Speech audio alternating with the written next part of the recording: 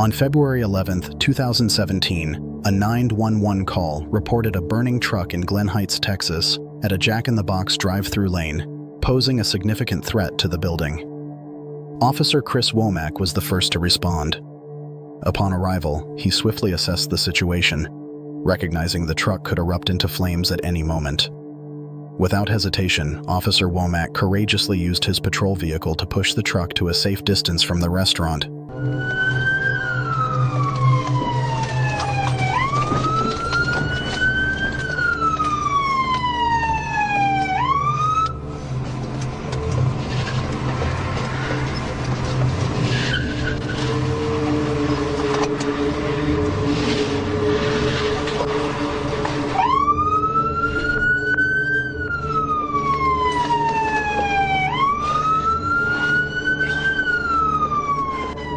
Preventing damage to the building and potential injuries. Thanks to his quick thinking, no injuries were reported. This shocking dashcam footage, recorded on January 24, 2020, shows Oklahoma State Trooper Jesse Gregory conducting a routine traffic stop on the highway. As he approached the passenger side window, a speeding SUV suddenly lost control. Okay, that took a long time. So here's your car back. You're suspended. Okay, I'm not taking you to jail. I'm letting you drive off.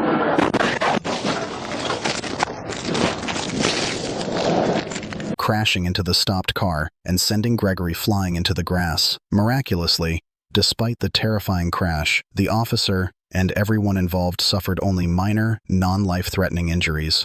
Or anything, I just remember going flying. Kind of had some swelling on the top of my arm. I kind of have some purple bruising all through my hand. In an interview with Whale News, Trooper Gregory recalled, "I didn't hear the brakes or anything. I just remember flying through the air." He sustained swelling on his arm and purple bruises on his hand. Gregory's incredible luck is staggering. Imagine if he had been on the other side of the car during the stop. Authorities are now investigating the cause of the crash. Was it an accident or intentional? I'll provide updates as more information becomes available. In 2023, a string of break-ins spread fear in Franklin Township, Indiana.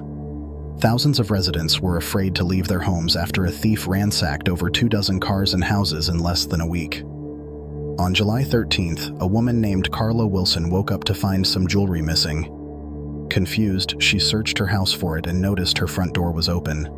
In a panic, she checked her Ring camera from the night before. She was shocked to see a bearded man in a hoodie walking around her garage. The man first broke into her family car, parked outside, and stole the garage door opener.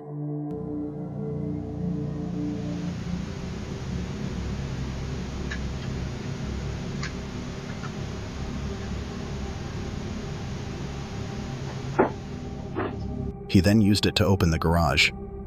Inside, he stole money, an iPhone, and a pair of sunglasses from the Wilsons' other car.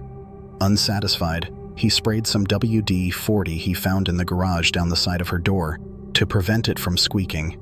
Then, he picked the lock to break into the house. Another camera caught him entering the home. He walked straight to Carla's bedroom and saw her sleeping. Unfazed, he strolled around the living room for about a minute.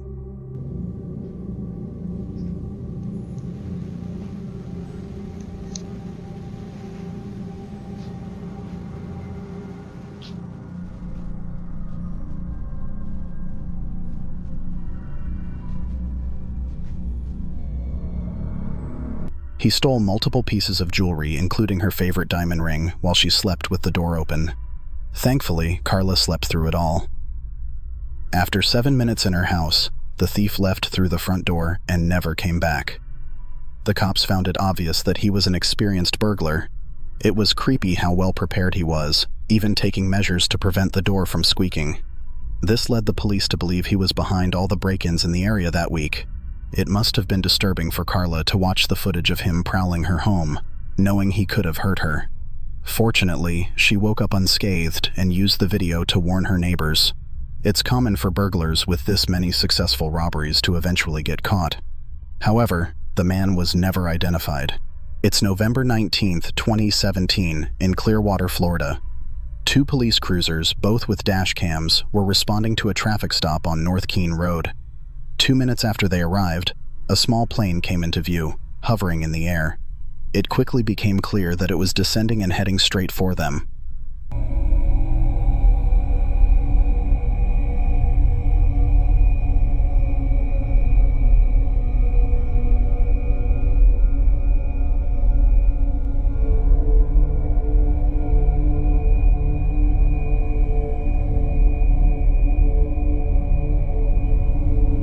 The plane's right wing clipped a tree while descending. This caused the aircraft to spin out and crash on the road. Minutes earlier, the four-seater plane had taken off from a nearby airport, piloted by 61-year-old Mark Allen Benedict and one passenger. Shortly after takeoff, their engines started failing.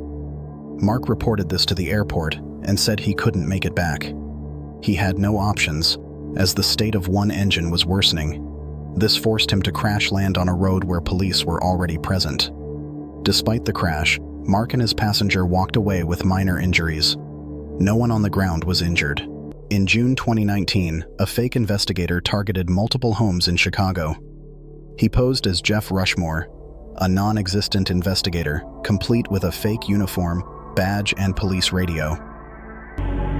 Alarm 4739 Forest, 4739 Forest across the Chicago Prairie, called in by a resident.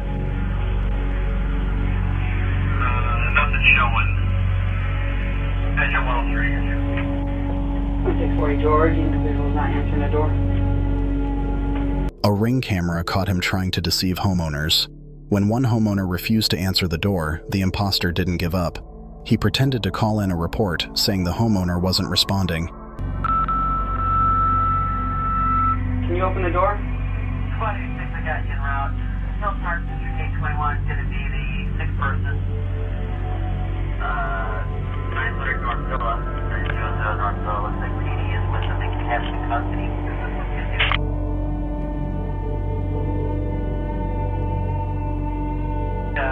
Let's 84. Alarm 4739 Forest, 4739 Forest across the Chicago Prairie, called in by a resident.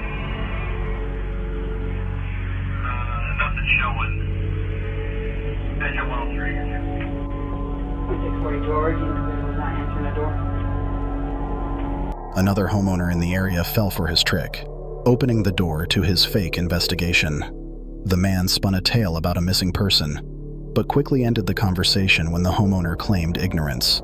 It's unclear why this man pretended to be an investigator.